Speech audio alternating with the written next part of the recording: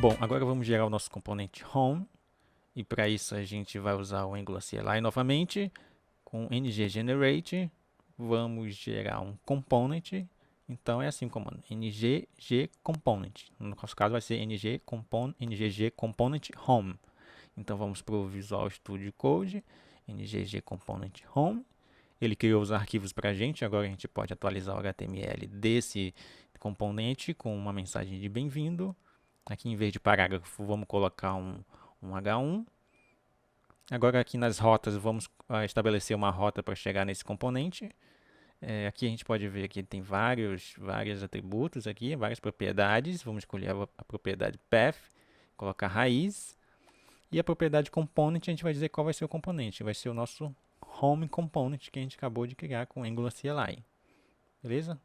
Agora se a gente voltar aqui para o browser, ó, nossa raiz já está atualizada com o componente bem-vindo.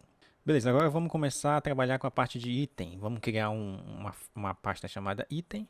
Dentro desse item, vamos criar logo a nossa interface, criando um arquivo chamado item.model.ts. Vamos criar uma interface com ID e um nome. Beleza? Agora nós vamos fazer o seguinte. Nós vamos usar o ngGenerate para criar um módulo dentro da pasta item. Esse módulo vai se chamar itemListar e tem uma rota. Pronto, ele criou para a gente um módulo e a rota. Agora nós vamos acessar essa pasta que foi criada para poder, quando a gente criar o componente itemListar, ele já ser adicionado ao módulo. Então, ngGc itemListar, ok, criou o nosso componente e atualizou o nosso módulo. Agora vamos atualizar essa rota desse módulo para que no path raiz caia dentro do itemListar component e vamos atualizar a rota do módulo principal para cair nesse módulo que nós acabamos de criar. Nós vamos usar aqui uma forma diferente, que é o lazy load. Assim o módulo só é carregado quando necessário. Ou seja, somente quando o usuário acessar na URL /itens, esse módulo vai ser carregado. Vamos abrir o navegador, vou clicar aqui no link itens. Olha só, funcionou. Está aparecendo a mensagem itemListar works, está vindo aqui do nosso itemlistar.html. Para listar os itens em si, a gente vai precisar voltar na pasta raiz aqui do item e gerar um serviço com ngGenerate service item. Vamos pular a parte de teste para não criar o arquivo de teste por enquanto. Agora sim, nós criamos o nosso service. Para usar o nosso service, nós vamos precisar, nesse caso, do HTTP Client Module. E para poder injetar o HTTP Client aqui no construtor. Vamos criar dois atributos nessa classe, base URL e endpoint, apontando para o nosso fake backend. Vamos criar uma função chamada listar, que retorna um observable de uma lista de itens. E ele está reclamando aqui que a gente tem que importar o item model e a gente tem que retornar um observable. O HTTP client retorna um observable, no nosso get vai retornar um observable de item, justamente o que a gente precisa. No nosso componente, a gente vai criar um atributo itens, do tipo observable itens. Já injetamos o nosso serviço aqui no construtor, o item service, e vamos criar uma função listar itens, que usa o nosso item service e atribui o valor de retorno à nossa variável recém-criada, nosso atributo recém-criado. Dentro do ng ou init, a gente vai listar os itens.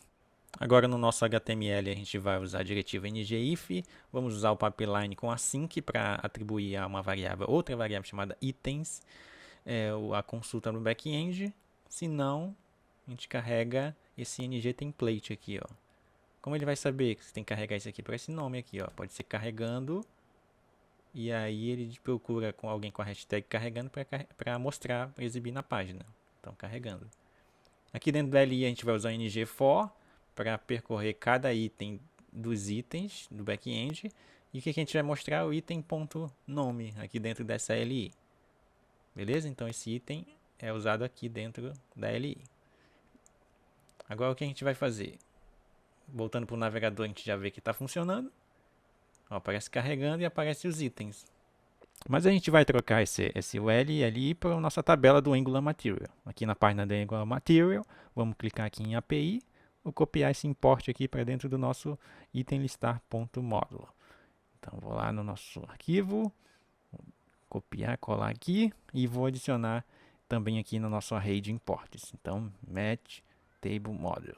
Agora a gente já pode usar nossa tabela do Angular Material. Vamos abrir aqui o nosso HTML e vamos começar a refatorar esse código aqui. Primeiro vamos colocar a nossa div com a classe component contain, aquela que a gente criou lá no começo do vídeo, ok? Dentro dessa div a gente vai colocar nosso L. Em vez de o L, vamos usar uma div. Aqui vamos substituir a LI para a nossa tabela. A tabela, você pode ver aqui um exemplo aqui na página do Angular Material, como é que se utiliza. Nesse caso aqui do vídeo eu tenho uma colinha, vou usar ela direto. Aqui na tabela é importante a gente destacar aqui o data source, que recebe a nossa lista de itens. Cada ng container é uma definição do que a gente vai exibir, então o ID e o nome. Ali entre chaves a gente coloca os valores que a gente vai exibir, e aqui embaixo nós temos dois TRs com uma referência à coluna de tabela, que a gente vai já falar dela. Antes disso, vamos trocar aqui nossa mensagem carregando por um componente também do Angular Material, que é o Progress Spinner. Aqui um overview, você consegue dar uma olhada como é que ele é. Aqui na API, então, a gente vai copiar esse import para dentro do nosso módulo. Vou colocar aqui embaixo do nossa tabela e adicionar também ao array de módulos importados. Beleza? Agora sim, a gente pode adicionar o nosso Match Spinner aqui no nosso ng template e passar ele aqui para cima.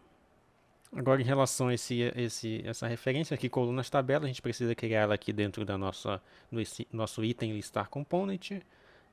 Aqui vou colocar aqui embaixo do nosso observable de itens, colunas tabela, que simplesmente é um array com a definição das colunas, que é o ID e o nome. Somente isso que a gente precisa. Então aqui voltando para a nossa tela, já carregou a nossa tabela do Angular Material, mas a largura dela se ajustou ao conteúdo da tabela. Então a gente vai usar um CSS, que até na própria documentação tem aqui um exemplo. Vou usar esse table dando uma largura de 100%. Então vamos aqui no item listar.component.css, colocar esse CSS, pronto, agora sim. Só que aqui a nossa lista de itens, a gente pode dar uma melhorada também. Vamos usar outro componente do Angular Material, que é esse aqui, ó. É o Match Toolbar. Aqui você pode ver um exemplo. É simples, é só o Match Toolbar e pronto. Então vamos usar aqui o nosso import. Vou copiar, vou lá para o nosso item listar módulo e colar ele aqui em cima, o import, e adicionar na nossa lista de imports. Pronto. Agora, se a gente vir aqui no HTML, a gente pode trocar aqui, em vez de ser um parágrafo, vai ser Toolbar. Beleza? Agora sim, a lista de item está estilizado também.